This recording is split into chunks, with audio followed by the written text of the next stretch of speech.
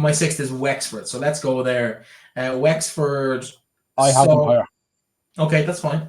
Some big ins and outs for Wexford here. We'll start with the keepers. Murray O'Sullivan's on that list there. Obviously, they've lost a load of players in goals. Maeve Williams gone to Waterford. Summer Lawless has gone to... No, you're thinking Nicole Nix. Sorry, Nicole Nix has gone to Galway.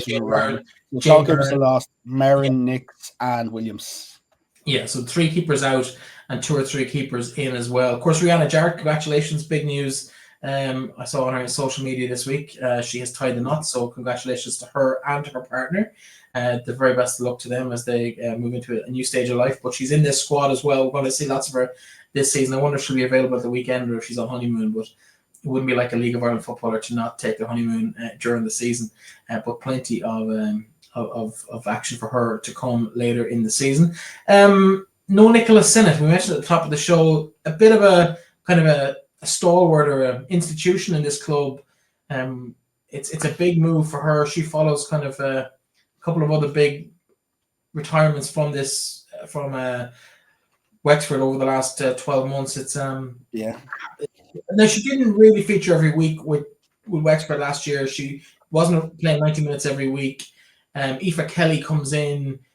She provides that bit of defensive stability, maybe from midfield, but there's plenty of talent in this squad, and they could do really, really well. Your thoughts on it?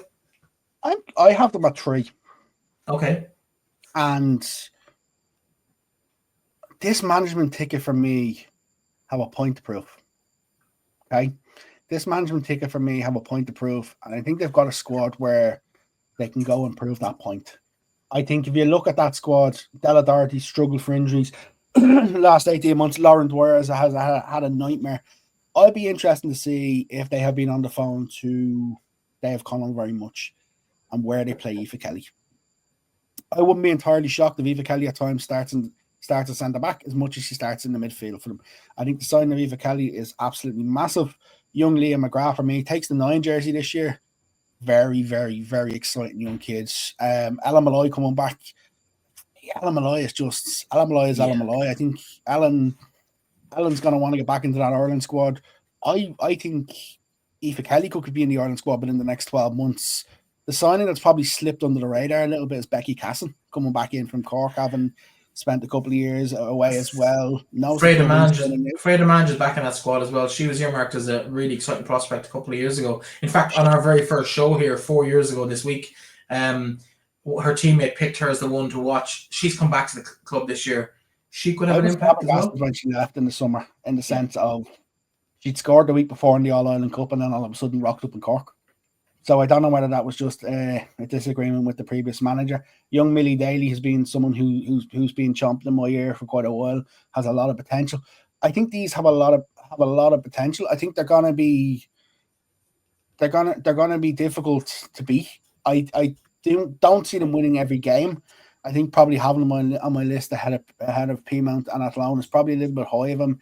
If I'm looking at it, maybe that's just me letting the head overrule the heart, and the heart overrule the head in the sense of I'm really fond of that management ticket. I think that management ticket could do well with this group, but I think I do expect them to.